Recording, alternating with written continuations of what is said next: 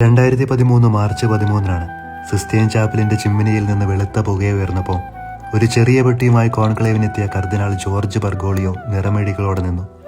ഹർഷാരവങ്ങൾക്കിടയിൽ ബ്രസീലിൽ നിന്നുള്ള കർദിനാൾ Claudio hummus അയാളുടെ കാതുകളിൽ മന്ത്രിച്ചു, പാവങ്ങളെ മറക്കരുത്. അതുകൊണ്ട് തന്നെ മറ്റാരും എടുക്കാൻ ധൈര്യപ്പെടാതിരുന്ന പേര് പാപ്പ തെരഞ്ഞെടുത്തു, ഫ്രാൻസിസ്.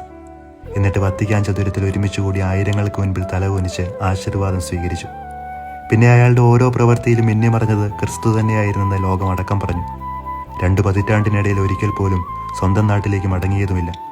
കഴിഞ്ഞ 47 വർഷമായി എന്നും പ്രഭാതത്തിൽ പാപ്പ ചൊല്ലിയിരുന്ന പ്രാർത്ഥനകളിൽ ഒന്നിതായിരുന്നു, വിശുദ്ധ തോമസ് മൂറിന്റെ നല്ല നർമ്മത്തിനായുള്ള പ്രാർത്ഥന.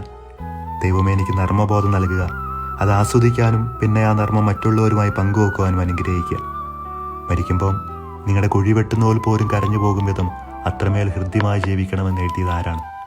അങ്ങനെ ഒരാളിവിടെ ജീവിച്ചു, മരിച്ചു.